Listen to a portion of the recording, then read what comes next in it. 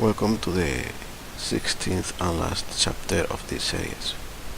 Originally, I have said that I will make 2 seasons with this, but now we have come to a full year where every part of the season has been shown, and that will be reached in this chapter.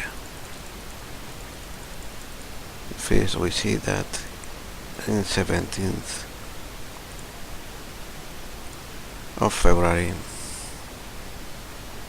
it is the date where the transfer window for foreign transfers and for loan transfers begin. That means it is going to happen outside of the European winter window for transfers, which I think means that we won't have any European player coming in until until the middle of the year, around July, because they would have to be waiting the start of their transfer window. I think it works that way. They can just leave immediately. I think I will make a test to confirm that when the time comes. After that, it will be the March waiver draft that I showed you already in the start of the series, making a full round. The reason I am not continuing is that I thought 2 seasons if I got qualification for the CONCACAF Champions League, and I did that, but then I found that the Champions League starts, I think, around August, September, and the final is played around April. That means that it could easily mean playing 1.5 years more, and I'm not feeling like I want to play this safe much longer. And this is what can be seen and learned from this about the MLS, and that is the particular style in which the drafts work. The MLS league is geared more toward developing young players and the young system, with the super draft and supplemental draft in January to bring in new young players to the club that will be developed with time. Then we have waiver drafts in March and at the end of the season of players that have been unregistered by their teams by reasons that can be not good enough for them, but also that their wages are getting their wages above the salary cap, and so the players that are chosen to be cut out of the wage budget, and then you can there find perhaps some decent players. And in the end of the season, players that have not their contracts expiring and the teams are not renewing them. Then you have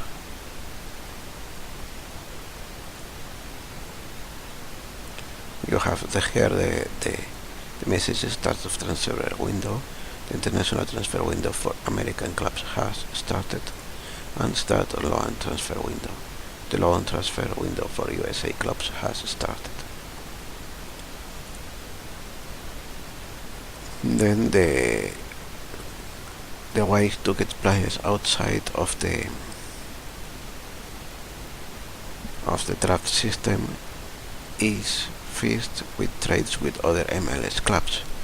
in which it's not as easy as just offering a player that is as good or similarly as good as you want from them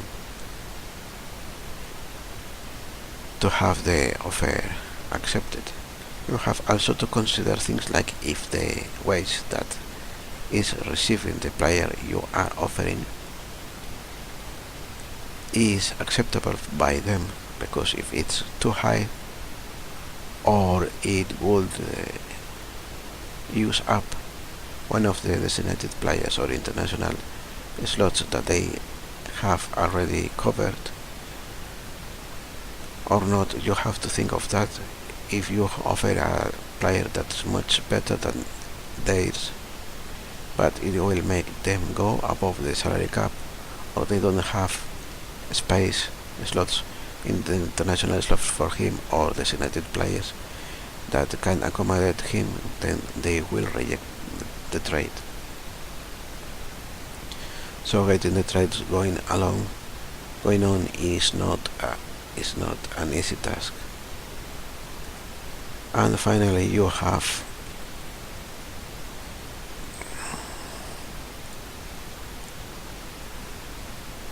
the other way, that is classic transfers like in any other league. There, I forgot, I am going to test that. You can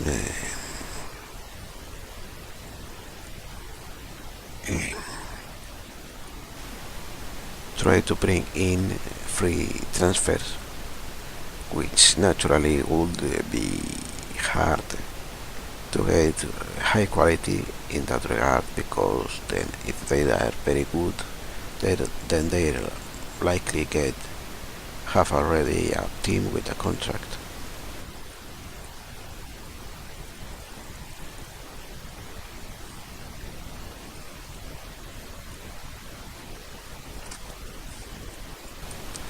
Well, before we will continue with that, the day before the March waiver draft, we have this message with players that are selected for draft and the chance to scout them. Designated contract must be offered, so I can must be reduced. I had to change that to designated. So I offer that. Well, you have the chance to bring in free transfers, and the other is to sign players from teams to other countries. The problem with that is that we will see in a moment if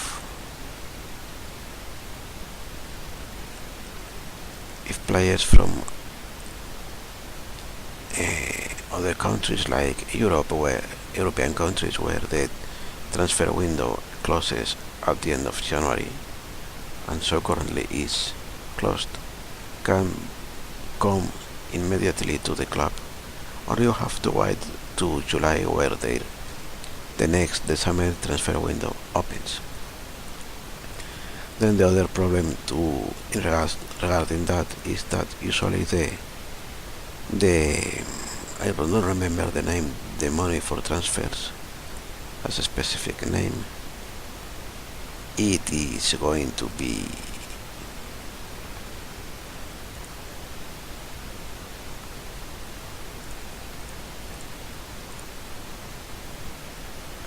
it seems like if the player will be over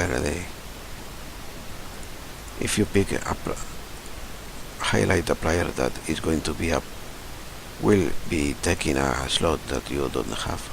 I have already all my international slots used up, it seems. Then it won't allow you to draft him.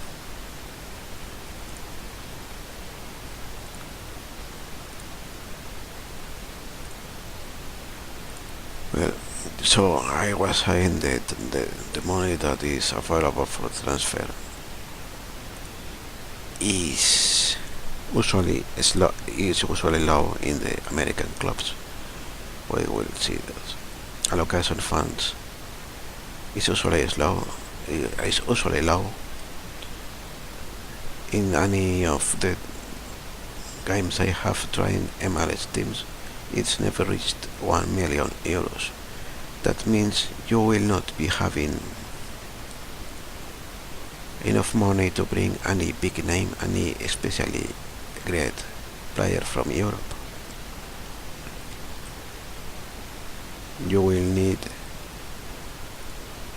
to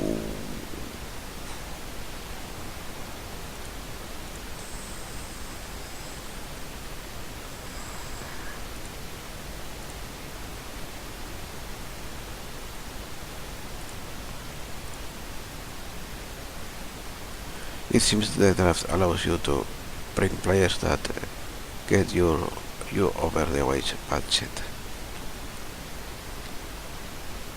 So since I am not going to continue with this if I can just do that.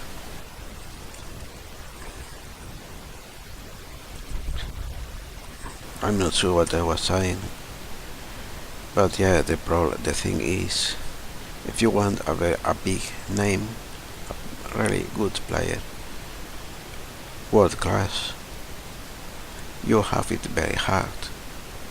You will need to wait for his contract to be running out, so you can offer him a contract without having to pay a transfer fee.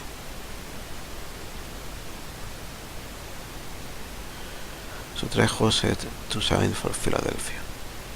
Toluca's Ervin Trejo is delighted to have successfully negotiated. The deal taking Trejo to Philadelphia can now be completed.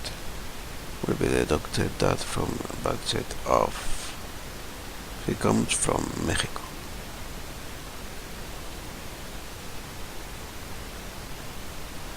Philadelphia will need to submit another roster selection if this transfer goes through. Now, as this squad registration rules will be broken because of the salary cap. I will check from Toluca. Yeah, this is a Mexican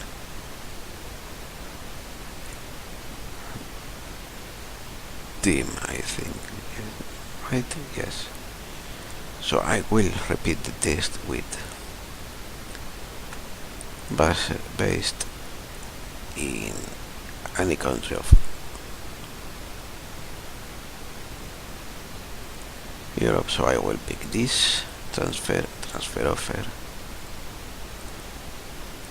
and I will be back when this has gone through. Well, if you offer him a designated player contract and there are already designated players, then you get the deal cancelled.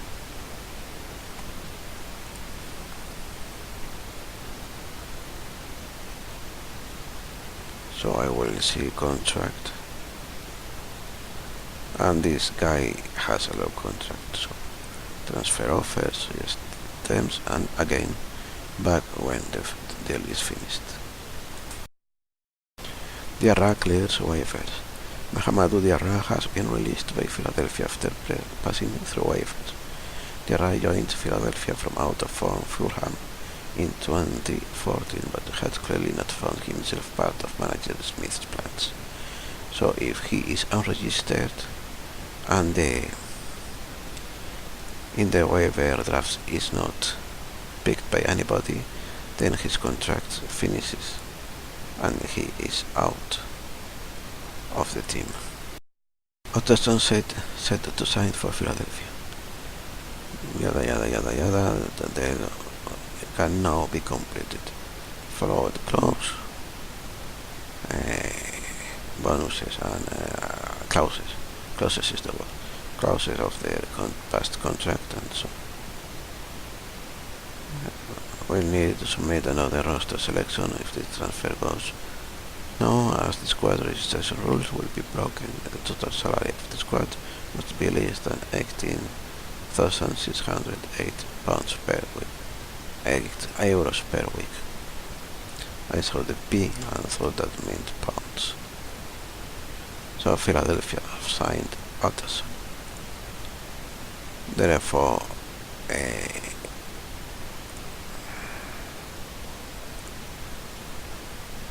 if you can bring players immediately, which is not bad. A potential problem that is solved. And so with that, it is the end of the series. We have seen that the system of the MLS seemed to favor the style of developing young players and makes it hard to bring in any especially spectacular quality other than players that are finishing their contract or are free.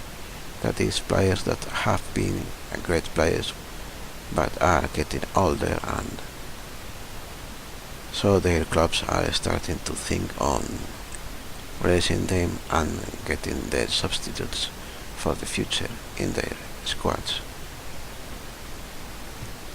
While players that are at the top of their game will usually not get to that point where you can offer them a contract in a Bosman,